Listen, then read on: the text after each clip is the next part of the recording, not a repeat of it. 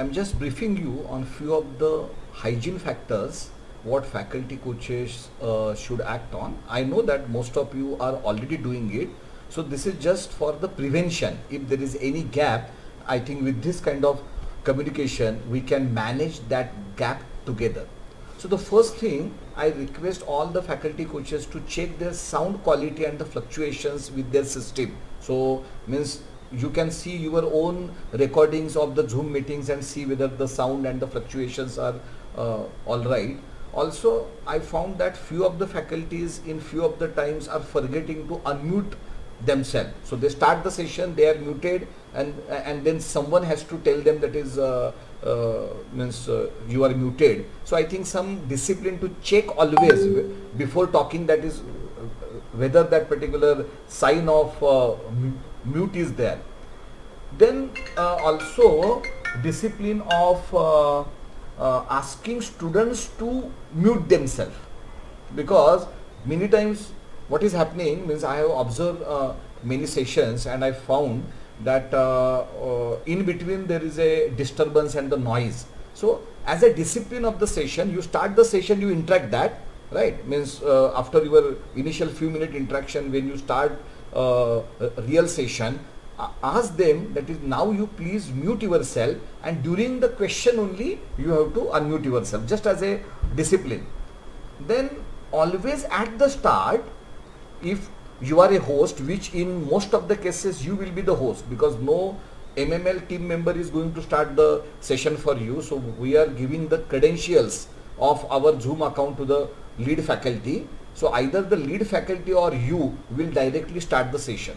When you start the session, you have to make someone else co-host. Means apart from the faculty coach, there has to be some student who is co-host.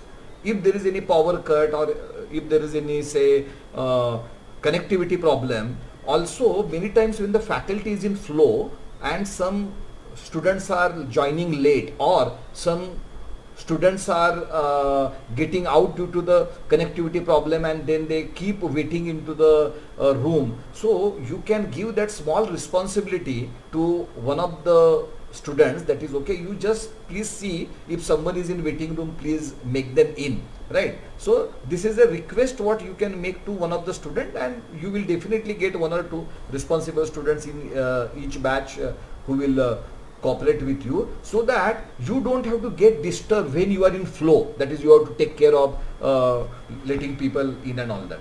Then also I have found that in few of the times the faculties are putting the cursor on the video. Means in a slide there is a video, you are starting the video and you are keeping the cursor there, and then when the video is going on, accidentally you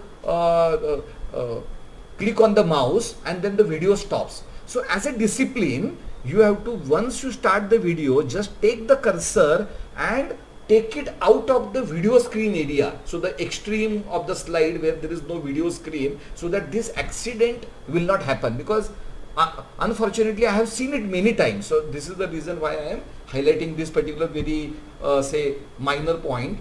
Then when you are in demo, right, always go for spotlight. Means when you are in a demo session and there is one student as a coachee, first you spotlight yourself and then you add spotlight for that particular student, so that means people will see both of you. Also in the recording it will come appropriate, that is your body language of the coach and coachee, the people can focus on. So the spotlight during the demo is essential. Of course you have to cover the syllabus. Syllabus means all these PowerPoint slides given to you, you have to cover, but it is not necessary for you to give the same or similar time to each and every slide.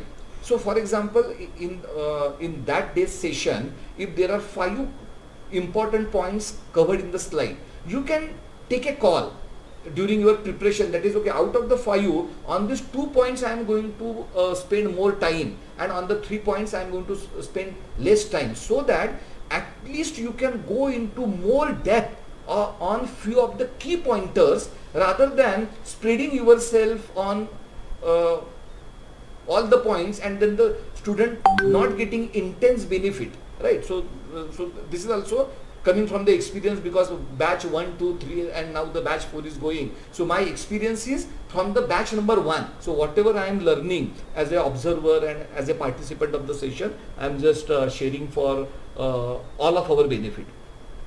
Then especially on the key points, means for example there are 5 points and out of which you think that these 2 are the key on which you want to spend more time. Please come up with some real life examples or cases, right? So you have to pre-think, that is okay, if I have to explain this particular point, what is the real life example as a coach or industry professional or as a homemaker I can make, so that people will relate with that. So some kind of story, some kind of real life case example always help. Of course few of the faculties are giving it, but the few of the faculties are focusing on the content of the slide.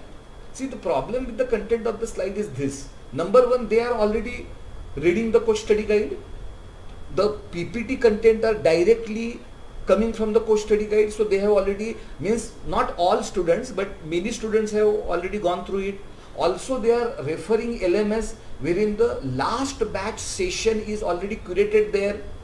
So now unless you give them some real life examples or something new, right, few of the students will find that okay, whatever is their homework and this particular session is same, and then the attendance will drop down to the session. So to make it interesting, you have to come up with some real life examples. In case of the time management, see, the start you are breaking the ice and asking them on the last session, asking them okay what they understand from the today's concept. You should not spend more than 5 to 10 minutes at the start. So for example, if you are having a Saturday batch and the session is starting at 5, so practically at 5:10 you have to start the first slide content, and if it is a say weekday session, 6 p.m. session, practically at 6:10 you have to start. If you do not follow this particular time management, and initially if you spend some 30 minutes in only the interaction, then it will be difficult for you to complete the syllabus. Again, this is just a small discipline, so you have to tell okay, for the first 10 minutes we will interact on your understanding on the today's chapter, and then around 6:10 I am going to start the session. Something like that is what you can do. And if they have more questions during the session or at the start of the session, definitely you can tell them that is at the end of the session, during the question and answer session, I will take these additional questions. So even during the session you can entertain few questions on the topic. Means for example, if the batch is of 20 and 10 people are asking questions, practically if you take 10 questions, you are going to spend 30 minutes and there is no question of you completing the syllabus. So you take 2-3 students, right, and you say that okay, 5 minutes now I have to manage the time, and then tell them balanced questions I will take at the end of the session.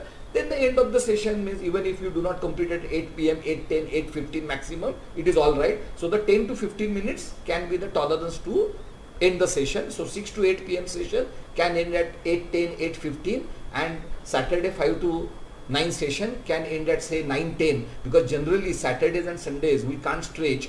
Why? Because already they are spending 4 hours. After spending 4 hours, if you still continue for another 20 minutes, it will be difficult for them. So maybe weekday tolerance is 15 minutes, but in weekend tolerance can be 10 minutes. It is my practical experience what I am sharing with you, because we want students to be engaged and we don't want students to complain that is okay, because of the time we are not in a position to take the benefit, the faculty is extending a lot. 10-15 minutes tolerance is all right. You yourself as a faculty coach must go through the coach study guide, and preferably also go to the LMS and see the another faculty coaches session displayed on the LMS, so that you will understand on the same topic another faculty has basically delivered like this. Automatically you will get the improvement ideas. So it's a great preparation for you if you go through the recording, curated recording. So don't think that the recording is of 2 hours. So generally I have already curated all the recordings in say 30-40 minutes, 50 minutes. So if you can spend some that, or means even you can say fast forward it, only key topics you can listen. So maybe if you spend 30 minutes on LMS and understand how this particular same session was delivered by another faculty in the last batch, I think it will greatly help you. Please go through the coach study guide, because few students will ask you questions from the coach study guide. If you yourself are not moving, then that impression will be bad. So finally I want all the faculty coaches, including, means of course the lead faculty is means owning all the sessions of the batch, but even the faculty who is taking 1 session, 2 sessions, 3 sessions, I request that every faculty coach should own their session, and they should preventively or proactively discuss with the faculty or lead faculty of the batch few days in advance of their session. For example, now I am taking some session on say 23rd. Today is 20th of October. I should talk to Parinita, who is a lead faculty of the batch 4, that is okay, this is my session I am going to take on say 23rd. I am just giving a hypothetical example, so that if there is anything Parinita want to tell me, okay, this batch is like this, means I have already covered this, you can focus on this. So like that, some interaction a faculty coach should have with the lead faculty of the batch. And if you can have this kind of discussion with the director training Meghna, right, who is taking care of asynchronous learning, then I think you will be much better briefed, so that you know where to focus, where to not to focus, and how to manage this particular batch. And if I have already sent to calendar invites, right, for this particular batch as well as the next year batch, I request you to please accept those calendar invites. Because if you are not accepting those calendar invites, it will be difficult for me to track